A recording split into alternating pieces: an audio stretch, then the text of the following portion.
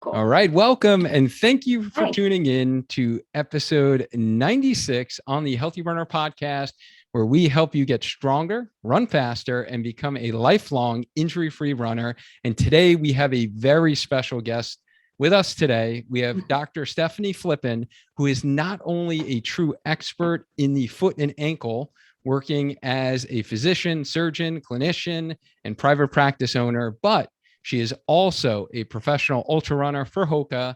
She's a run coach, and she is the 2021 USATF 100-mile national champion and course record holder. It is such an honor to have you on the show today. Welcome to the show, Stefanie. Thank you so much, Dwayne. It's an honor to be here. Yeah, I am super excited to honestly be able to talk to you. Yeah, likewise.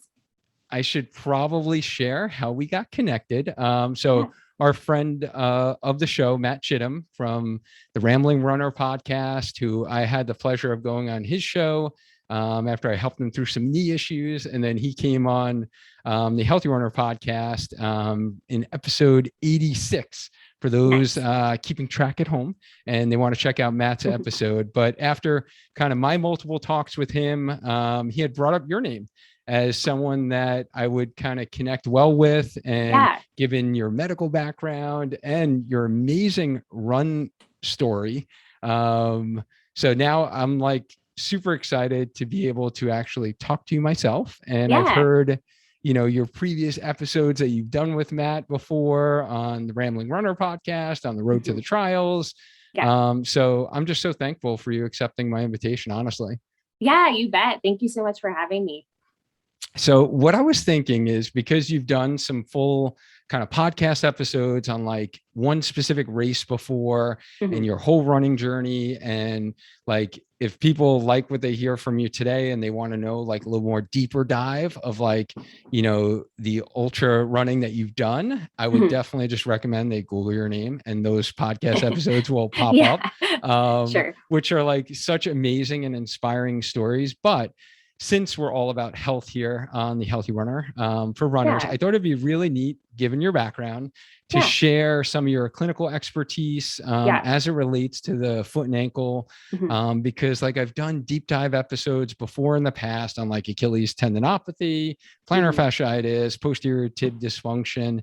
And I honestly would just love to be able to like get some of your insights on some of these and what you feel, based upon your clinical observations, your running experience, what are some of the keys to overcoming and, or more importantly, preventing, foot and ankle pain in runners? Would that work for you?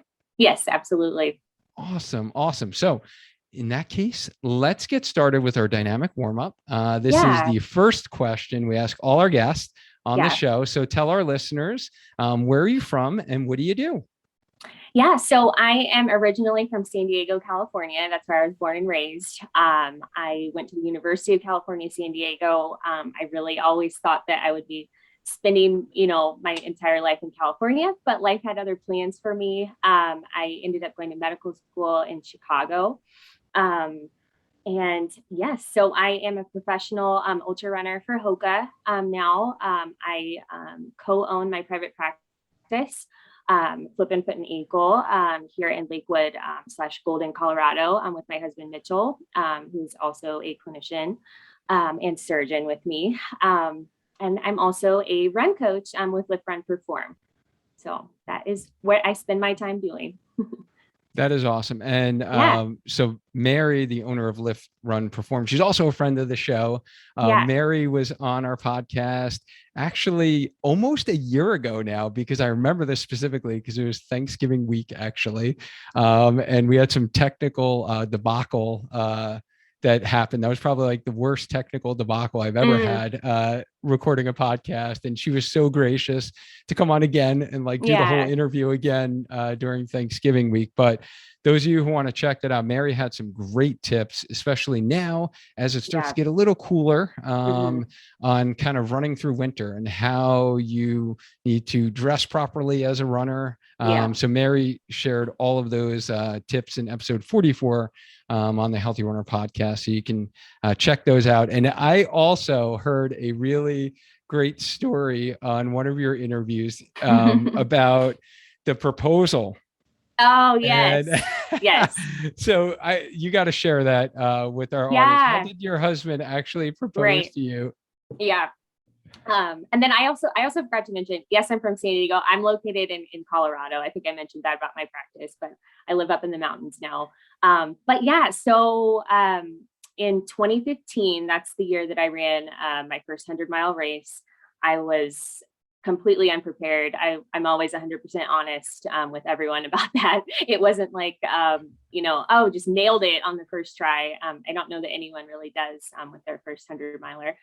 But yeah, my husband and I had been, just kind of locked in with school, studying crazy hours. We really didn't have the time to put in like as much training as we really needed to for this particular race, which, I think it started at 7,000 feet for us coming from like extremely flat sea level in Chicago was already kind of rough, and the race was definitely like a true mountain race, tons of climbing.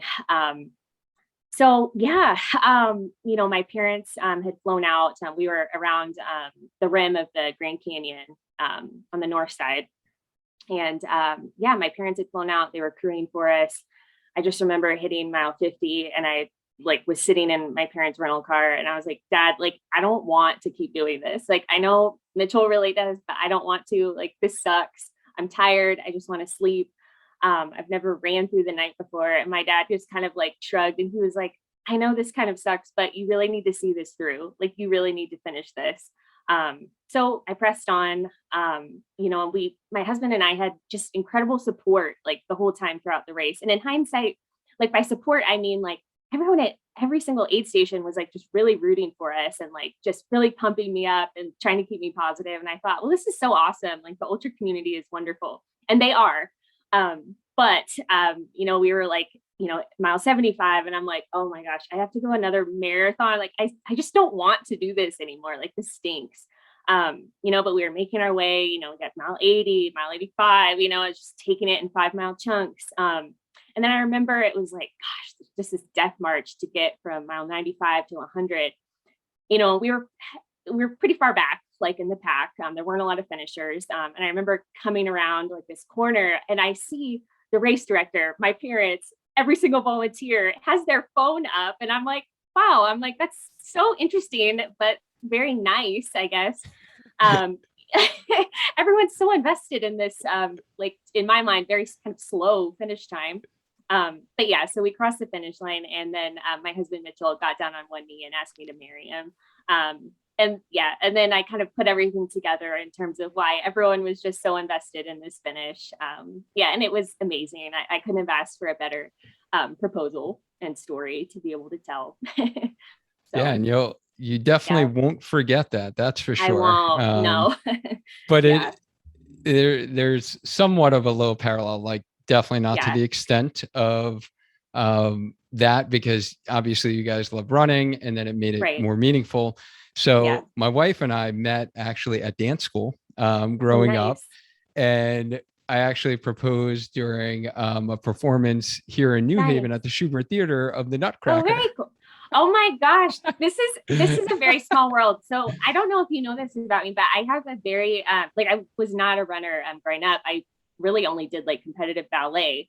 I was probably in the Nutcracker, I don't know, like 16 times, like 16 straight years of the Nutcracker. Yeah. I will never forget like Waltz of the Flowers, like Snow Corps. I will never forget those routines. I can still like see them in my head and hear like the cues and stuff like that. So that's funny.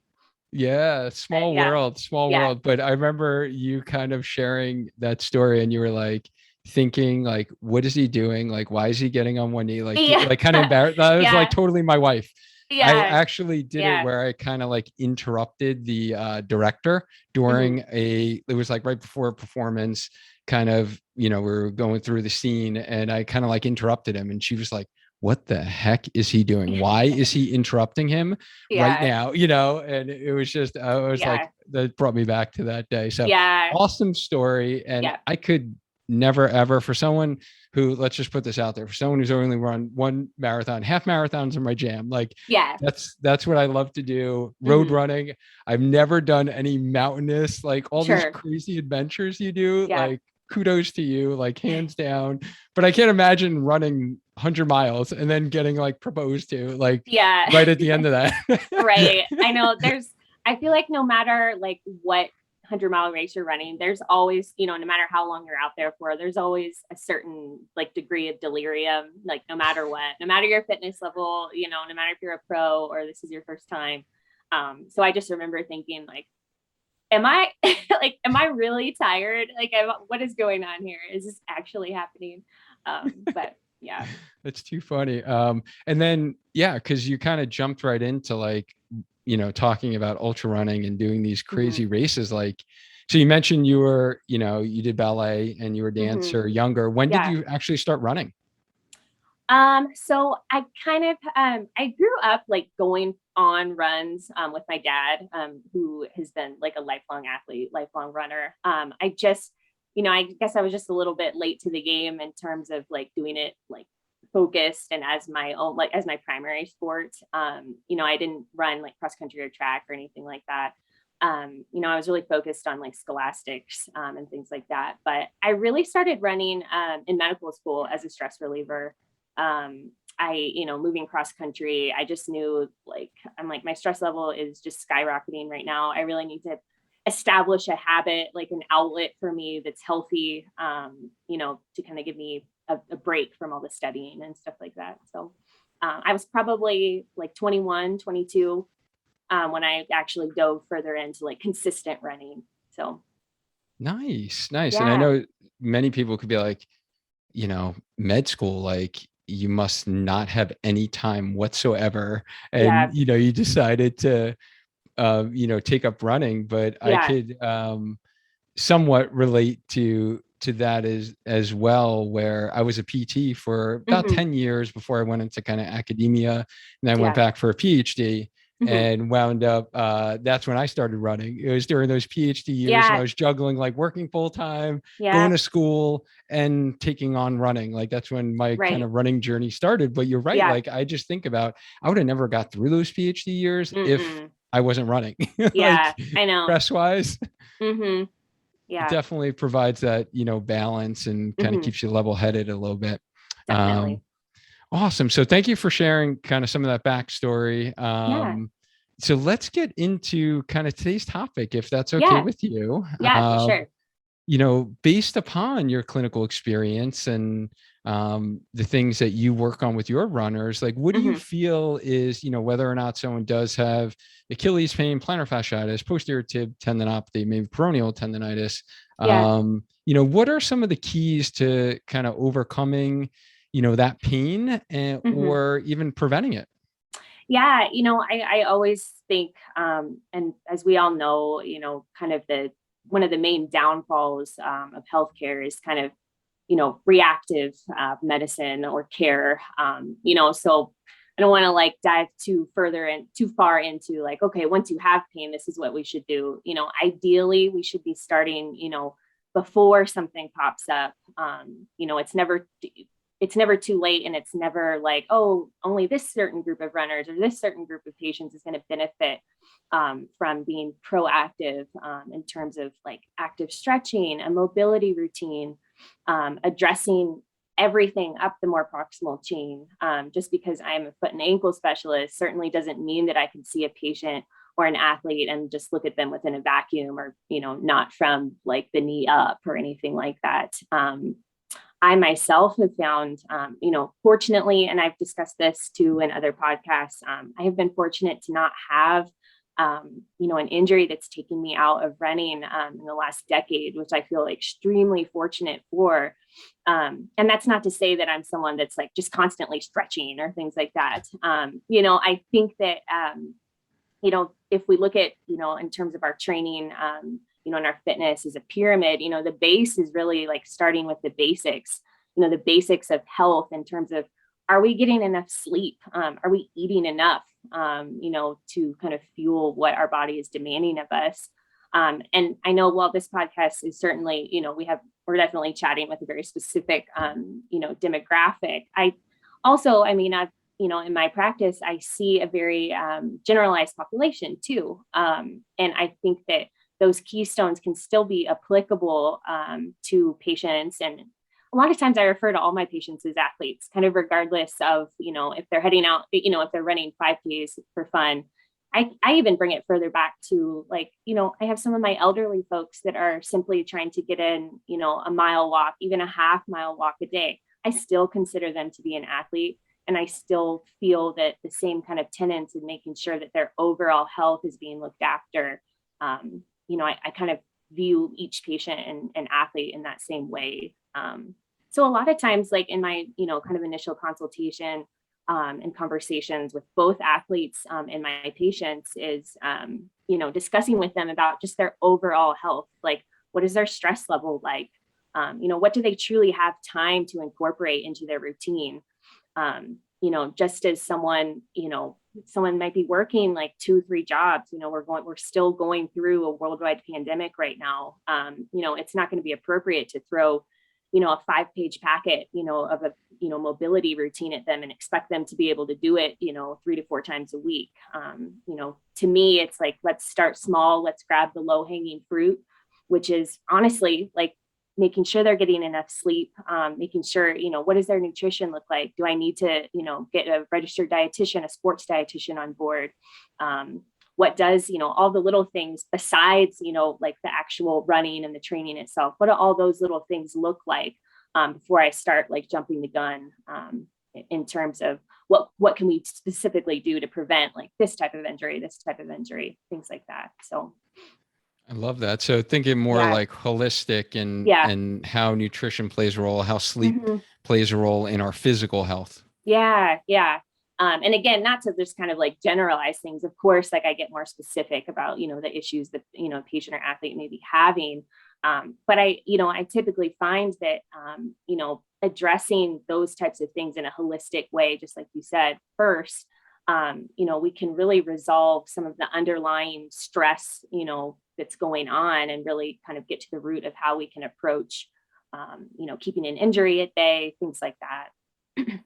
Nice. Yeah, no. So I think it really gets down to, from what I heard, is really just meeting the patient where they're at, right? Yeah, And exactly. seeing like what is their particular situation, their particular story. It's not just a diagnosis of Achilles tendonitis, right? Or, plantar fasciitis. It's, hey, where is this person? What is the time they have to fit into their schedule? And how what's realistic? and how you're kind of customizing that to the specific kind of patient in front of you. Yeah. And kind of along those same lines too, I know it's something that I have definitely developed, particularly like being out in practice myself. It's different when you're a resident or a student and, you have a textbook, you're going through, the different treatments, even like different procedures and things like that, to address specific issues. It's been very eye-opening for me, seeing patients in the real world where, I'm purely in charge of their care. There's not someone over, looking over my shoulder, and you start to have discussions with patients and, certain things that might seem like a very simple fix. Like, hey, you know what, you need to get into a new pair of shoes, that are wide enough in the forefoot. And, I'm just using these as examples, but you need to get into a new pair of shoes. They need to have enough cushion. We need to chat about doing this, And they're like, I can't afford a $150 pair of shoes. Like, or, you know what, like I can't be off of my foot for 6 weeks because, again, like maybe I'm working multiple jobs. I have multiple kids at home. There are so many different factors that, from a textbook perspective, it's like, oh, this is how we approach it. But, and I don't mean to like stand on a soapbox by this, but there are so many other factors, like economically, like just that I have to take into account. And I can't just tell a patient, oh, just go to your run specialty store and pick up all this. Again, I know we may be talking to a very specific demographic where, we might have, the resources and the privilege to where that's not a big deal. But I do see a lot of patients where they're like, I just can't do that right now. Like, how can I still, follow your guidelines, and take your medical advice, and get better, and how does that look in my specific situation? So I would be remiss if I didn't bring that up, just because I do encounter that a lot in practice. So. No, thank you. Thank you. Yeah. I think that is such an important topic. And for everyone Yeah. listening to kind of keep in mind, whenever you Google something on, how to overcome plantar fasciitis, or, Yeah. you're going to get some, bullet points, but those might not be specific for your particular Yeah. situation based upon Right. your level of tissue irritability, Yeah. based upon your level of fitness, right? Like what you're Yeah. training. Right. And I think, definitely getting a medical expert, someone that can provide you the specific guidance that you need for that particular moment in time, Yeah. is always going to be the best treatment, right? So Yeah. whenever, the kind of clickbait, like best treatment stuff comes up, Right. the best treatment's really going to be someone who's actually providing that individualized care to your particular Yeah. situation. Right. Right.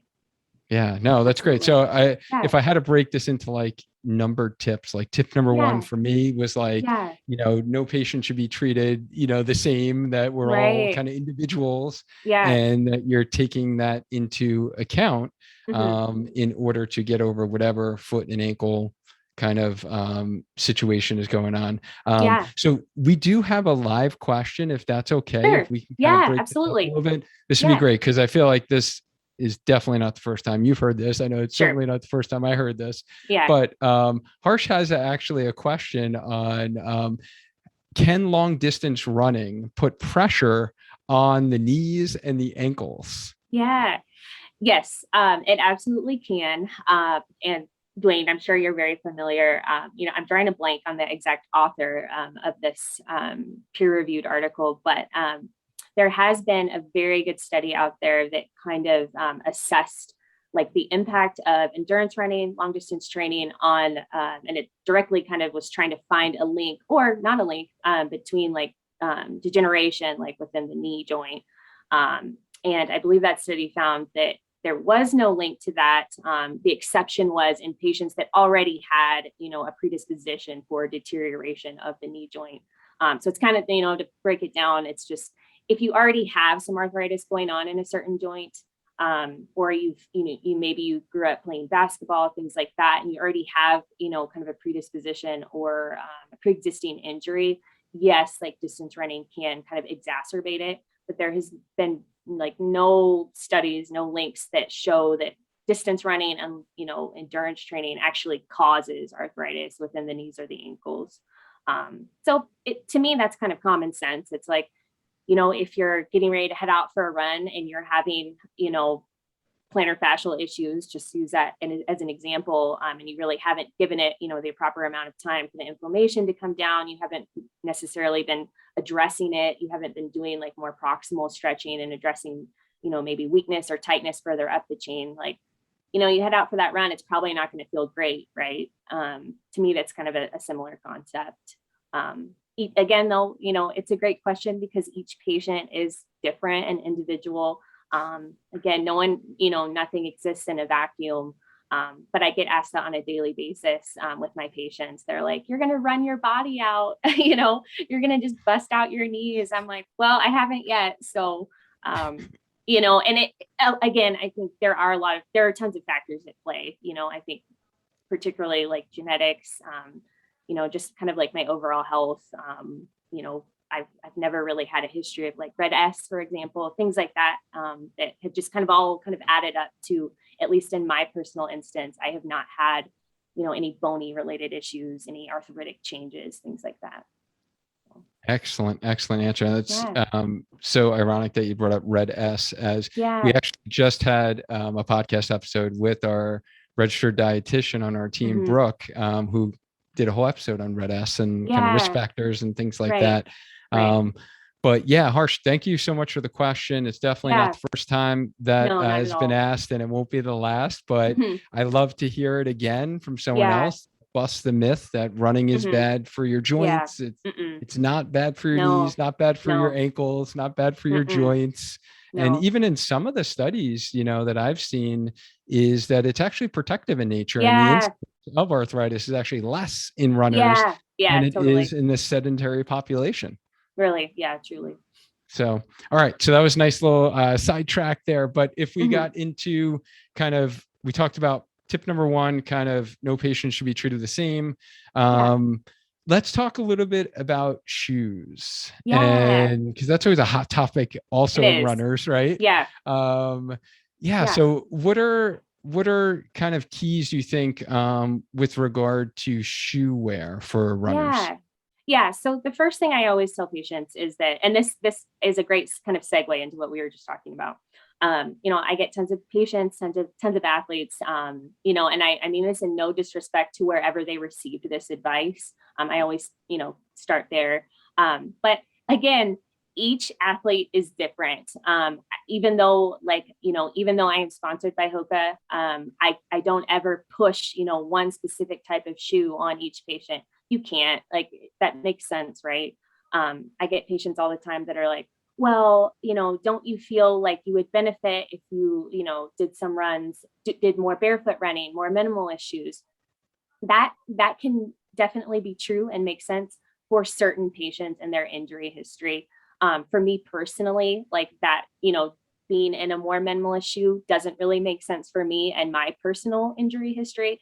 And also, like, taking into account the distances that I'm running, just for me and my own history, that doesn't make sense for me. But that doesn't mean that that might not make sense for someone else.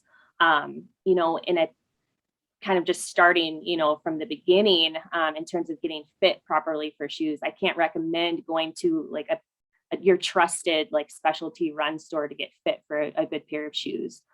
Particularly after having a conversation with, your healthcare specialist, if you are currently having a specific issue, whether that be plantar fasciitis, whether it's Achilles, tendinopathy, posterior tib tendinopathy, peroneal tendinopathy. I can't express enough how important that is, because I have a lot of patients that come to me, and even athletes too, and they're like, well, I've just been told my whole life, that I really need, pretty hefty arch support. So I was placed into like, I'm trying to think of like a super, super crazy, like max stability shoe, maybe like a Brooks Aerial or something like that. Yeah, the Brooks area, the Brooks Yeah. Beast. I Yeah, the wore the Brooks Beast Beast. for a couple of Yeah. years. Yeah. And that's no knock on, that specific shoe. There are certainly patients that need, that do need that kind of support. But in my experience, like the majority of patients and athletes don't, and I can't tell you how many times patients come to me and they've given themselves peroneal tendinopathy simply from being, placed in this like awkwardly and extremely exaggerated, like supinated position. And they're putting all of this excess strain on their lateral column. Again, it's not like I'm trying to say that, max stability shoes don't have a place. They certainly do. But I think a lot of times in that particular example, there is, I definitely see an overutilization of those. Other key points is that I usually, when I have a discussion with patients in terms of, okay, what shoes have you been running in? What shoes have you been walking in? How are you feeling in them? This is kind of a generalized point here, but in terms of like if you're looking at a higher stack height shoe, and not just the stack height, but like the heel to toe drop, compared to like an ultra, or a topo, where it's like in that 0 to 4 millimeter range. A lot of Sauconys fall into that range too. I usually tell patients, we need to consider your injury history. Have you typically had more issues with your knees and like higher up, more proximally, issues with your hip, IT band issues? Or are you someone that has typically struggled with maybe lower leg injuries, say like shin splints? Do you have a history of plantar fasciitis? Do you have, posterior tib issues, things like that? In general, a patient that has had issues with knees and IT band and more proximal issues is going to benefit more in a lower drop shoe, because it takes the pressure off of the more proximal joints. It does place more stress though on the lower leg, the ankle and the foot. So that's something to take into account. Obviously, I think a lot of us are very familiar with the concept of, if you're going from like a more traditional shoe with a traditional heel to toe drop, say like a Nike or an Adidas, there's always going to be that kind of gradual transition time into a lower drop shoe, because as we know, it's placing more stress on the Achilles and just on the lower leg, all of the tendons in general and the joints. But as a good kind of general approach, I usually, if I have someone that is typically complaining of more proximal issues, I'm like, hey, it could be worth thinking of transitioning to a lower drop shoe. So we're taking the stress off, higher up. And then the converse is also true of patients I have that are like, I've always ran in ultras, I love the shoe. It has enough space. But, maybe they just have chronic, like maybe they're having chronic, like even like metatarsal issues, stress fractures. There's a lot of other factors that come into play, but chronic Achilles issues, lower leg issues, to me, in my mind, it's like, let's consider possibly putting you into something that has a little bit more of a traditional heel to toe drop so we can alleviate that pressure on the lower leg. It's simple fixes like that. And again, it's like, that's not the only factor, obviously. But it's things like that, just kind of assessing, okay, what's going on along the entire chain? How can we alleviate pressure on those certain areas? I love that. Yeah. And I actually just had a client that I started working with this week, who has been running in ultras, for years and years and years, done many marathons. And, he went to another healthcare practitioner and, the conversation was, oh, your ultras are causing your problem. Right. And I'm like, wait, but you've run multiple marathons in this. Like, it's not your shoes that are causing it.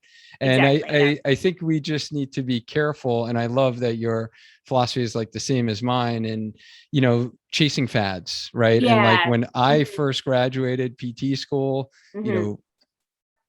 16, 17 years ago now, 18. It was the whole movement of motion control, pronation's bad, stop all pronation. Everyone needs custom foot orthotics. Everyone needs these stability shoes. And, I even got into those and, I was wearing, meanwhile for my foot type, I really shouldn't have been. Sure. Yeah. It's and so then, common. We went in like 10 years later, went to the whole barefoot movement and everyone needs to be running barefoot. And then we saw many people getting injured because they couldn't actually, transition slow enough to wean themselves down. So I definitely, am more of the belief like you that it is, depending upon the individual and their specific circumstances. But if something you've been using for a while and now you have this injury, like, most likely it's not the shoe that caused it. Right. Exactly. Usually when you dive into someone's training, like a lot of runners. So if you're listening to this, many of us think, oh, I got injured. It's either because of the new shoes I got or the shoes that I've been running in, or because I'm getting old. Right. And you haven't considered, hey, did I actually have a training spike in, did I wind up running more miles in July and August because I had more time and the weather was beautiful, whatever the case. Right. On like 5 hours of sleep a night or something like that. Right. Yeah. Right. Okay. Yeah. So that, and I agree. I think that was just excellent advice for those that are battling, foot and ankle pain. And most likely, if you're tuning into this episode, you probably are, thinking about, should you consider, and this is a great conversation for a medical professional, you're running kind of specialty, right? Who's working with you. Should you consider more of a traditional shoe to change a little bit of the focus to the knee and the hip area, as opposed to more of a lower heel drop? So I think that was kind of the summary take home point from that great tips you shared. Definitely. There. Yeah. And I always tell patients, like, I don't ever use that kind of strategy or that plan as like a forever kind of situation. It's like, a lot of times it can just be temporary, just to take the pressure off a certain problem area. And then we can slowly, gradually build back into what you personally like, what you personally feel good in. I just can't stress that enough, that at least for me, and I know that you're the same way too, but it's always about the patient and the athlete. It's never about like me and my own like personal experience or my own opinions about it. So I love it. So if it's okay with you, let's take another question from our live viewers here. Shout out to you guys who are coming on here live, by the way, like midday. So Karen has a really good question, and it would be interesting. It's one that honestly I haven't heard a lot of, but it would be interesting to get your take, and I can give my Mhm. take as well. She's just wondering, if you haven't yet, can you talk about the best way to increase proprioception without Mm, equipment? So I guess yeah, first off, share with the audience who don't know what proprioception is, and then, yeah. what your thoughts are on that. Yeah. So, in my particular space, I deal with proprioception and honestly, like a lack thereof, a lot with my patients and my athletes that have had repetitive lateral ankle sprains. Dwayne, I'm sure you see this a ton as well. Proprioception specifically refers to basically your body knowing where it is in space and in time, in the most like simplistic terms. And a lot of times with my specific patients, that maybe, like I've already mentioned, like a basketball player, football players, even runners, that maybe grew up playing those sports. Maybe they've been in a high stack height shoe, for the cushion, and that, lends itself to be a little bit more unstable for them, and they have just kind of chronically sprained their ankle like over and over again. They tend to lack, the stability and awareness of where their ankle and their lower extremity is over time with that type of repetitive injury to the lateral ankle ligaments.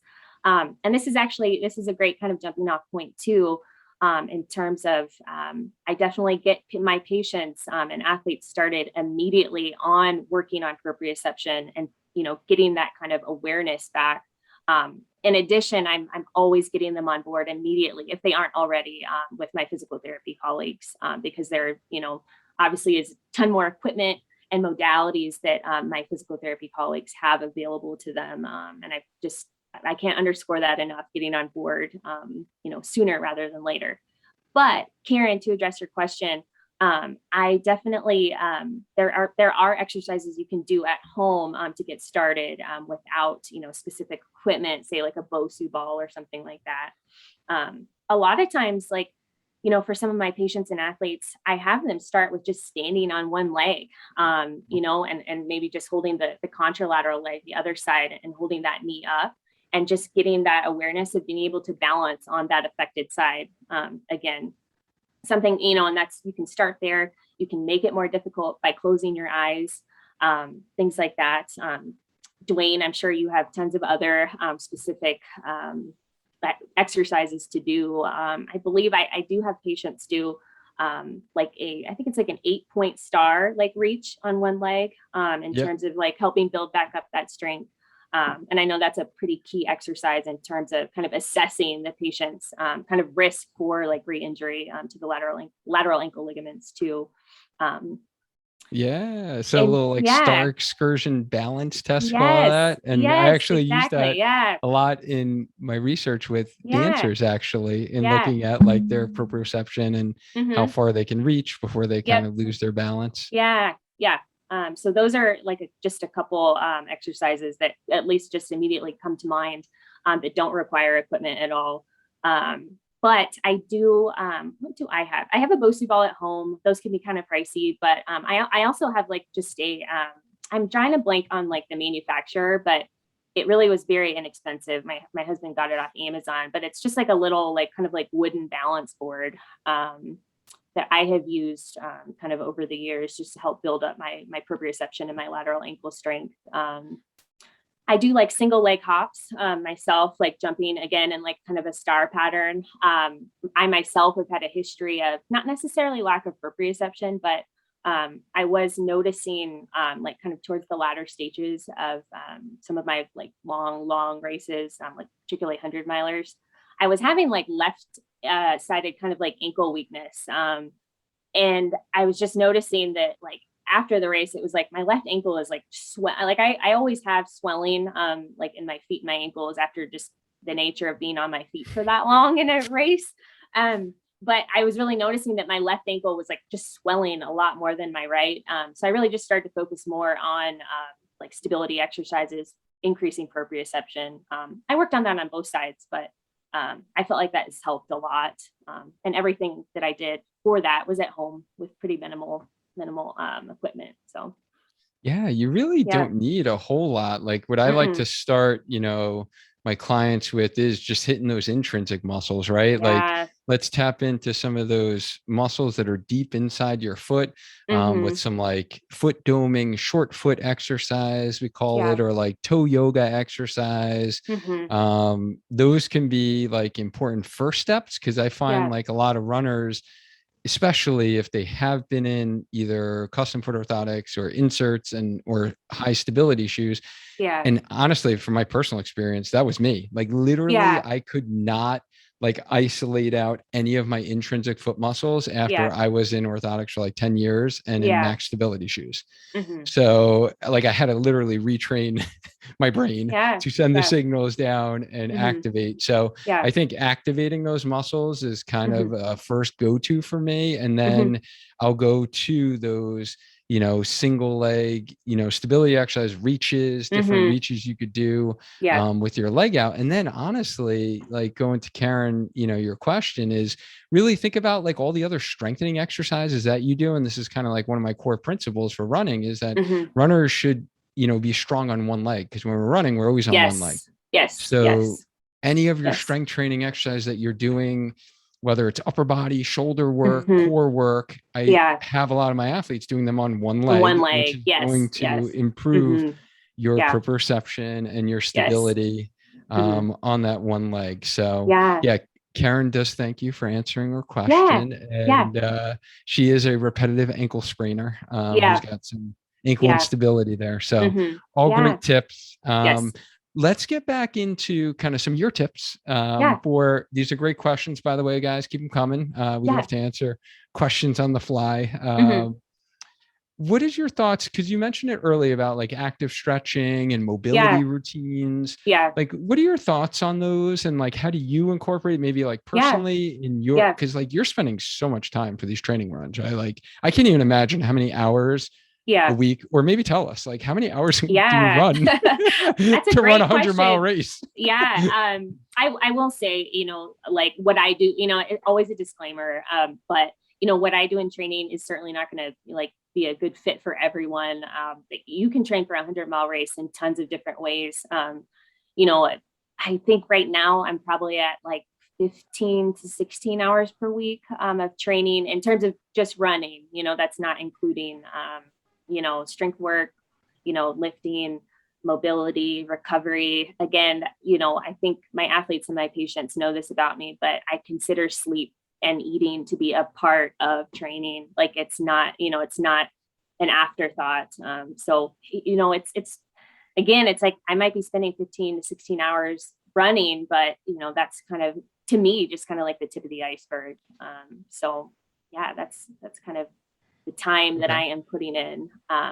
But yeah, along those same lines, I will say, like, I have not always been great about incorporating stretching and active isolated stretching routine and mobility. I think I have kind of gotten away with it for a while. Just maybe a bit of luck too, in terms of not, that kind of catching up to me. But I'm 32. I'll be 33 this coming year. Well, I don't consider that old by any means, any stretch of the imagination.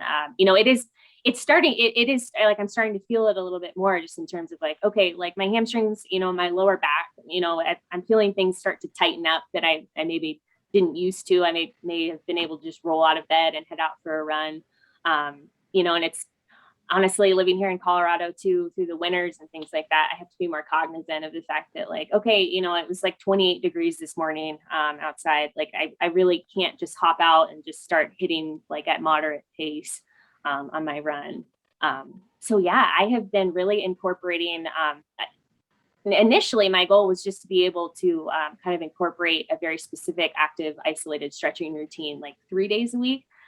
Actually, in the past few weeks, I have been finding myself doing it every day because it feels good. And actually, I feel like I've been sleeping better too. My husband kind of pointed that out about some of the research being there for, improved sleep, improved recovery with a very focused mobility routine. So I feel How like long does that take you?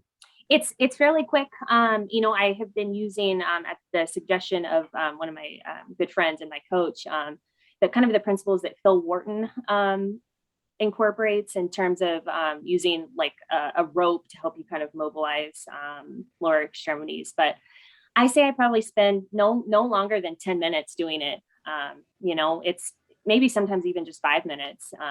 And I can't express enough like the importance of just tacking that into your training, as a proactive way to kind of keep just certain little issues at bay.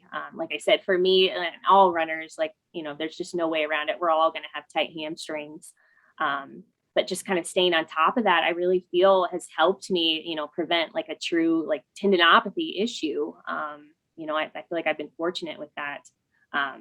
But also, I mean, really with like my background in ballet and dance, I was thinking about this the other day. It's like, I think back to, these training classes that I would be going to after school or something like that.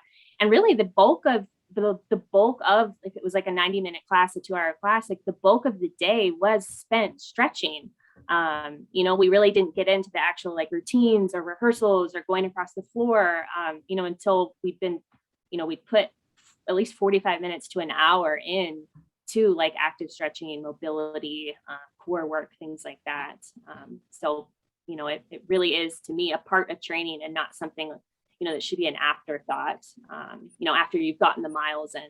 To me, it's like, I'd rather, if I'm really short on time, I'd rather run one less mile and have that additional, 7 to 10 minutes of incorporating like my active stretching and mobility routine. So. Love it. Love it. And notice how Stefanie said active stretching, yes. That it's not what our parents did, the sit and reach kind of stretch your hamstrings before you start running. Right. She's talking about active movement, mobility. So make sure if you're listening and you're still doing that, kind of grabbing the hamstring, like we do know better now, that getting the blood flow, movement, actually activating muscles before you run is the best thing to do. And that active stretching, mobility stuff, I agree. Like I'll do that even on a day where, for instance, like today I had a really high workload. I couldn't get my run in this morning, but I made sure I got on the floor and did my mobility for 10 minutes. Like you said, it doesn't take a lot of time. It's not an hour like yoga class that you have to take. Right. You can do it in 10 minutes. I think a key principle is like nothing ever has to be extreme. It just has to be consistent. I think that is so key. Love it. And even I'm sure Dwayne, you can speak more on this too, but I've even been more cognizant of like my breath work while I'm doing mobility and active stretching, inhaling while I'm stretching that active muscle, exhaling when I'm letting the lower extremity down. All of those things kind of come together. And for me, it becomes like meditative too. So it's an additional like benefit of incorporating something like that. It's not just, sometimes it's just the way you approach it too. It's like, if you're approaching it like, oh gosh, I got to get this in, it's just another thing I have to check off, then of course it's going to feel like a chore. But for me, it's become relaxing, meditative. I just feel better doing it. So. Yeah. Oh man, I love it. Okay. So let's kind of shift gears a smidge here and say you have an athlete or you have a patient of yours who comes to you and says, I have this posterior tib tendon problem. Give me exactly what I need to do for my foot. How do you tie into, because you mentioned it a couple of times about kind of up the chain and like proximal issues. Like why is that important, or why would you recommend someone addressing kind of up higher and not just focusing on the foot and ankle? Because you're like a foot and ankle specialist, right? Right. I know. I always preface, this specific situation and similar issues with patients. Like, even though I'm trained surgically, even though this is my specialty, I'm not someone that's like knife happy and just wants to just fixate on this one issue just because that's my specialty. Again, no one and nothing, no injury exists in a vacuum. A lot of times issues that manifest in the foot and ankle are, I would say like 80% of the time they're compensatory from something further up the chain.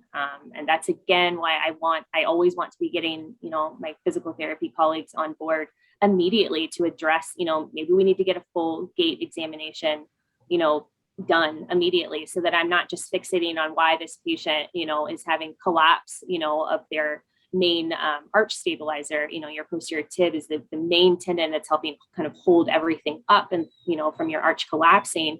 But it usually always has a more proximal reason. And yeah, just kind of addressing everything. I can't always just look at something, focus in on it and say, okay, let's put you into orthotics. Let's do this. Let's get PRP on board, stuff like that. Those modalities are wonderful and they all serve a purpose. But you're never going to actually truly address the root of the issue if you aren't looking, if you aren't zooming out. And if you're preaching to the choir here, Right. I love it. I love Yeah. it. Oh my goodness. Yeah. And my favorite muscle to actually pick up on weakness for those, especially with the posterior tib tendon pain, is those deep hip external rotators. Yeah. Like those hip external rotators are anti-pronation muscles up at the hip. Yes. And if they're weak, it's like that posterior tib is got that much force as your foot is kind of, slapping down to the ground. So it's just amazing how many times where, someone who has some mild posterior tib stuff, I won't even give them anything for their posterior tib initially, and just like pick up that their hip external rotators are super weak, teach them how to activate the muscle, teach them how to actually progress in and standing. And then it's like, boom, they're not having pain with run, and they didn't have to stop running to actually get over that issue. It's like amazing. I know. I hear that a lot where I have a patient or an athlete, that comes to me, they've kind of, been already kind of doing their own research. They know, the pathology that's going on, or they at least have a general idea of what's going on. And I get the question so many times. They're like, oh, are you going to put me into a boot? And I'm like, I am so anti-boot, as long as, there are of course exceptions. Like I know we touched on before, there are certain bony injury patterns where we just can't get around it. Like the disease process, and the kind of transition to getting you better is largely going to look the same, and very similar for each patient. I certainly can't send someone out who has like an occult fracture, like not in a boot or things like that. But, I'm very much in the camp of like anti-boot if we can get away with it, because doing so again causes so many imbalances. And like you said, like sometimes, in certain instances, we can keep you running. We don't have to put you like non-weight bearing. We don't have to put you, incapacitated if we address the actual root of the cause. Love it. And so if we kind of can share one other tip in terms of maybe, pain management, healing, what would that be that you think is important in someone kind of healing from their injury and or, managing some of the pain that they're having? I totally don't mean to sound like so out there and woo-woo about this, but, just to kind of touch on the kind of holistic approach that we've been discussing throughout this episode, I always like to have like realistic conversations with patients. Like, what are your expectations? Like maybe you're coming to me and, say your pain is like a 6 out of 10 on pain scale. That's not normal. We want that to come down. But when I follow up with you in a few weeks after we've gotten like a good regimen on board, we've gotten physical therapy on board, I always like to have the discussion of like, what feels realistic to you? What feels like a realistic goal to be able to get to, say, in 6 to 8 weeks? And I usually have to touch on the fact that sometimes we realistically, we won't be able to get to 0 out of 10 immediately. It's certainly not, that certainly is the long-term goal. No one should be living with just chronic pain in this specific, circumstance, but, a step in the right direction is still a step in the right direction is what I tell a lot of patients. It's like, you're coming to me at a 6, we're able to get you down to like a 3 or a 2. And you're not having that, initial pain on first step out of bed in the morning. Maybe it's manifesting only, after you've been on your feet for 8 hours, after your work shift, things like that. That's still a step in the right direction. So being realistic and setting realistic goals in terms of pain and healing, I think is really key. Just so that your patients and your athletes aren't expecting like, an immediate fix. This is a lifelong process. Nothing in life really is going to give you that immediate fix. And then also, like, I like to discuss with patients, like, do you do you believe in this treatment plan? Like, do you believe, you know, in the fact that like we are going to get you on a path to where you're not living with this chronic pain every day. And again, I know it sounds kind of woo woo, but it's just, you know, if an athlete doesn't believe in the training that you're giving them, you know, we all know how key that is, and to be able to trust in your training and to trust in yourself, you know, when you're on that start line. I always feel like that's kind of intertwined with medicine too. If you don't trust the provider, you know, the healthcare specialist that you're with, if you don't have faith in the plan, you know, you're probably not going to see the results that you want to see. And by no means am I saying like, oh yeah, you know, go shop around. You know, I know, you know, there are tons of factors, you know, in health insurance, things like that. I'm certainly not encouraging that, but I do always want to encourage patients to feel comfortable with their healthcare provider, their specialist, you know, whether that's someone like me, whether that's physical therapy, whether that's your chiropractor, things like that. You should always feel like you're in a space where you can advocate for yourself. You know, and I have touched on this before with you, Dwayne, but I'm actually not I'm not the type of physician that gets like super annoyed when a patient comes to me and they've already started to do their own research. I think, you know, obviously it depends, you know, on the person themselves. But when I have someone that's that interested in their health, even if it is them just like going on Google and things like that, I always try to encourage that same learning though. I'd much rather have someone that's invested in their health and interested about it, and be able to kind of guide them in the right direction in terms of, hey, like I am considering this treatment for you. This is why, and I'm going to send you this peer-reviewed article. And this is why I'm basing my thought process like on this for you specifically. And maybe this is why I'm not considering this that you may have seen on the internet, like on an ad or something like that, because there isn't the long-term data to back that treatment up. Again, there are always other factors at play, like a lot of times those things aren't going to be covered by insurance, but I feel it's important to explain to patients why, you know, certain things aren't going to be covered by insurance because the long-term data isn't there. That I'm just using that as an example. But I feel like we hear that a lot about, oh, you know, so-and-so just went online and is Googling. I like to use that as like a jumping off point, and like a place of like, I do want you to continue to learn and understand like what's going on with your body. Here's, you know, kind of better resources to draw from.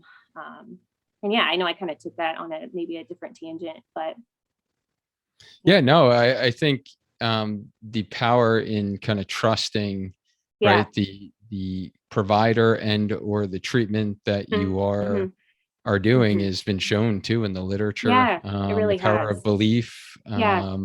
You know, and I could just tell this is my first time meeting you and talking with you, but you establishing rapport on day one with your patient and actually listening, right? And hearing where they're coming from. All of that is critical. And those are like some of the skills that we teach our PT students, you know, that are the keys versus, you know, the best, latest, greatest manual therapy technique that I'm teaching them.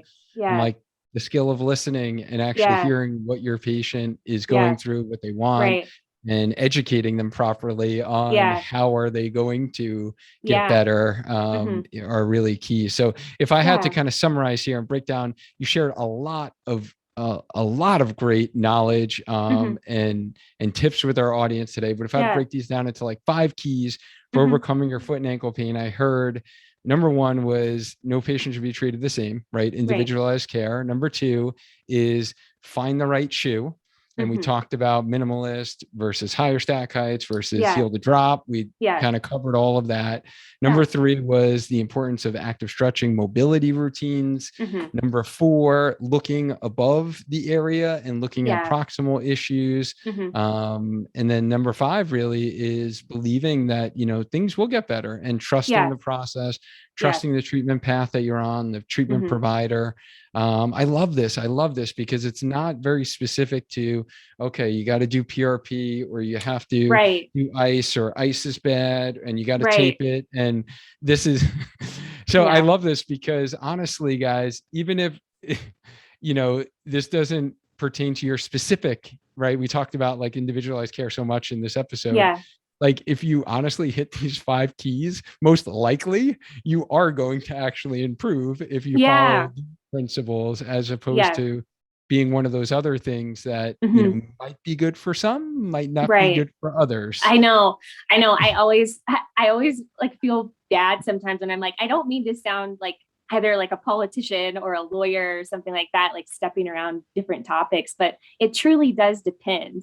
And I just, in like you get it too, Dwayne. It's like, I just can't underscore the importance of individualized care enough because everyone is so different. I love it. So before we get into our final stretch, and it's going to be kind of um, misconceptions of running injuries. Do you mind if we do a couple of quick questions? We'll call it like a No. spark lightning round because I feel Yeah, like sure. you'd be up for this. Yeah, sure. Because I'm really curious. There's a couple of things I was curious about. Is Yeah. number one, night splints for plantar fasciitis. Have Mhm. you used these in your clinical practice? Have you found benefits in your patients? I am someone that's typically going to be in not the camp of night splints. I feel like some patients have benefited from them. I can't recall though a single patient that I have specifically prescribed them for myself. I typically have patients that are coming to me as like a second or third opinion that have been placed into them. It's by no means like a knock on primary care at all, but that's typically where I see it having started from. And I think we kind of touched on it. I think that is a very much a static stretch. And I have found that patients typically benefit from more of an active routine and maybe incorporating other modalities besides a night splint. Again, that's not to say that someone wouldn't benefit from it, but I personally am not someone that's typically prescribing those on a regular basis. Okay, Yeah. perfect. Thank you. And then what about bunions? So I see this a lot Yeah. too. A lot of my clients Yeah. have bunions. And Hmm. what are your thoughts? Should someone go as kind of long as possible? Let's say they're a runner. Yeah. That's a really good Um, question. or do you get Yeah. surgery earlier on before it progresses? Like, what are your Yeah. thoughts on those? Yeah. So I do, and I'll just say I am actually someone. I have bunions on both feet. It's not in my first metatarsal phalangeal joint. I have Taylor's bunions. For anyone listening, that's So on. do I. Yeah. It's on the outside of the foot. At the fifth metatarsal phalangeal joint. Dwayne, I like you could probably already imagine like my gait pattern. I'm definitely more of like a supinated runner. Just kind of overloading that lateral column has kind of lended itself to both of my feet forming, bunion deformities on the outsides of my feet. So how I usually approach this with patients is it depends on how long they've had the bunion when it developed. So someone, I rarely see this where someone is maybe like in their 50s and they're coming to me and they're like, I've had this my whole life. Like I had it when I was a teenager. It has just progressively gotten worse. That's a little bit of a different story because that is truly like a juvenile hallux abductive valgus situation. That's usually a different kind of pattern and in terms of progression of the bunion versus someone that has developed it later in life as an adult. Even though I'm a surgeon, I do typically say like no surgery is minor. It's still a surgery. There's still anesthesia risks. There's still, time off your feet, things like that. I do typically say, the second that it is starting to impact your daily activities and it's causing you pain that you can't go 24 hours without thinking about, and you have tried other, as we all know, like conservative methods are wonderful for bunions, but at the end of the day, it is a bony deformity. You're never going to truly reverse it, where the bone itself is sitting.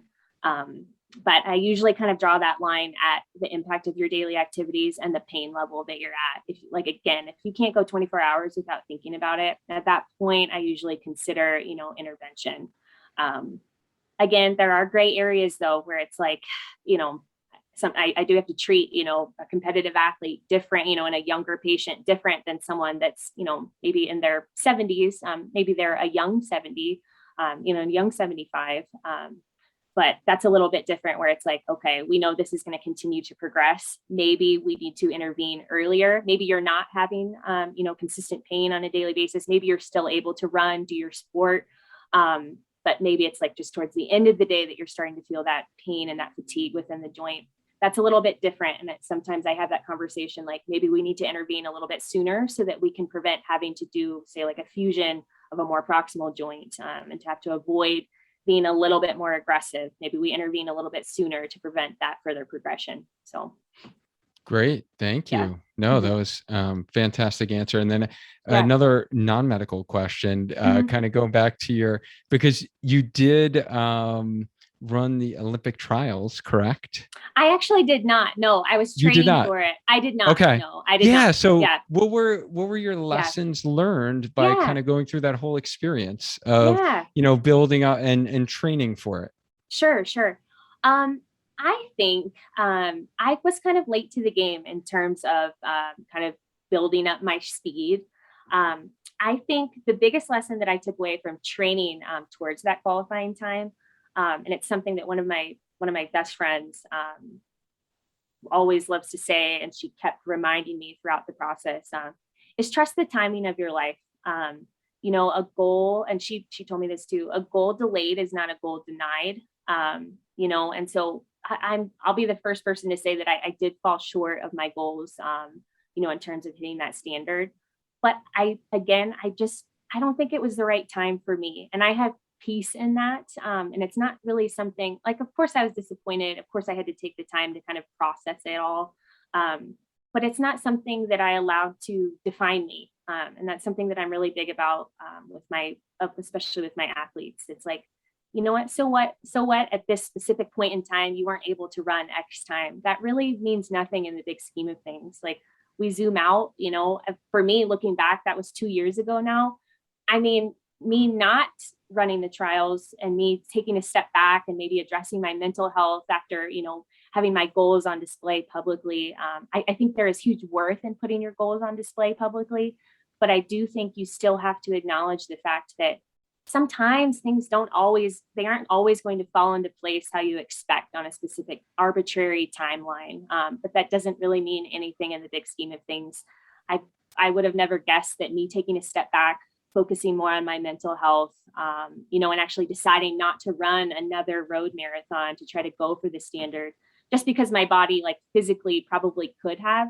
I don't think I was mentally in the place to do that again. And that look at where that led me to be now. I was able to return to the 100-mile distance, with using kind of all that speed that I'd garnered, and I've been able to achieve huge goals that I at that time when I was in that specific bubble, I wasn't even thinking about. I didn't even think were possible.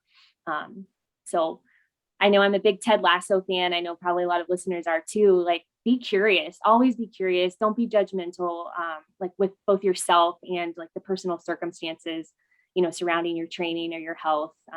Just always approach each day with like, what can I get out of today? What can I get out of, this week? We just never know what's around that corner. And sometimes it's not always like a doomsday type situation. Sometimes it's things that are, just waiting for you to grab if you're open to them. So. Oh man, so inspirational, even though many of us who are listening to this have never even thought about running in the Olympic trials. Like your message, I think we can all relate to it in life. Oh yeah, Our absolutely. runs and not hitting time goals, not hitting distance goals, whatever it may be. Just such a positive message. So let's kind of get into our final stretch, which is the last question that we ask all our guests. And if you could change one thing about the misconception of running injuries, what would that be? Do you mean like, let's see, like the misconception of like kind of like what our listener asked in terms of like running causing arthritis, or I guess whatever is something out there that it could be that, or it could be, a big thing that, you feel you want listeners to know who are having injuries and, or think they're injury prone runner, or they're never going to get rid of their injury. Sure. Let's see. That's a good question. I guess it's kind of like ties in a lot of the things that we've already talked about, but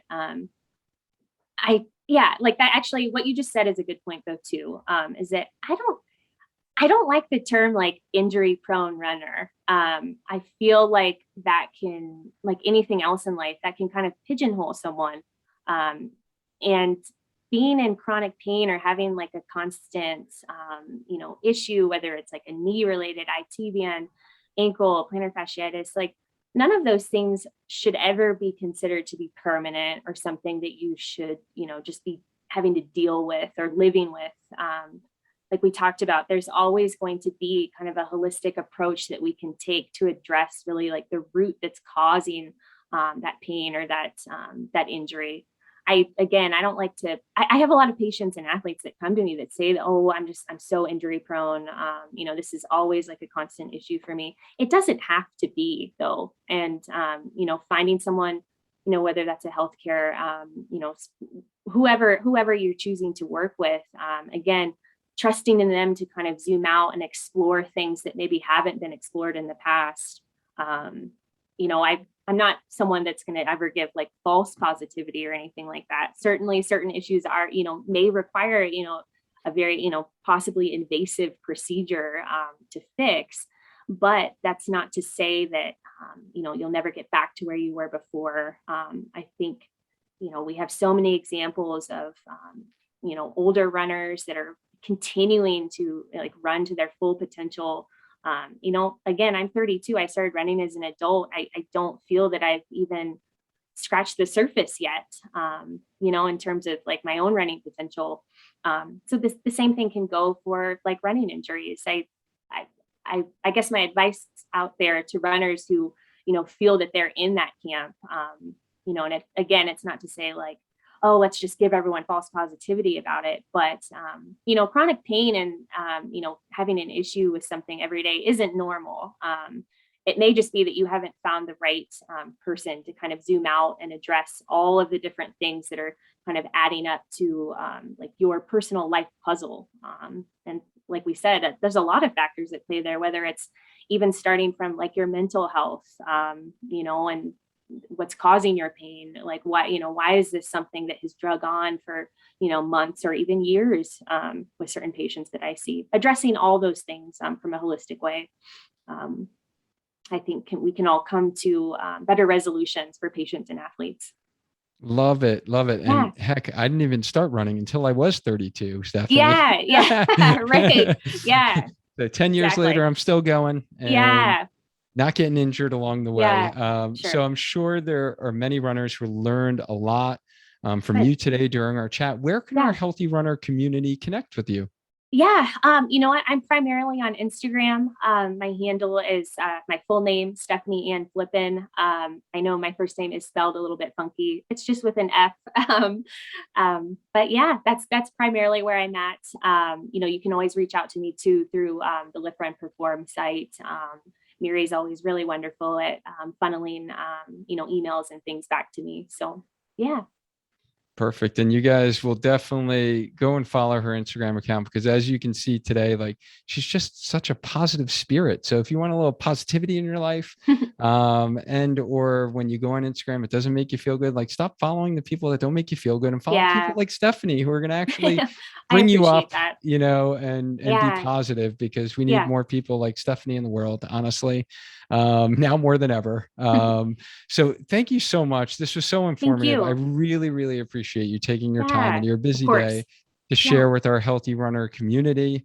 And thank you all that jumped on the Facebook Live midday today. Or if you're listening on the podcast or the Spark Your Training YouTube channel, remember every week we go live within the Healthy Runner Facebook group to kind of share these live podcast recordings with you and get some of your questions answered like the listeners did today. So keep us in mind in your schedule. As always, thanks again. Let's stay active. Let's stay healthy, and let's just keep on running. Until next time, guys. Thank you.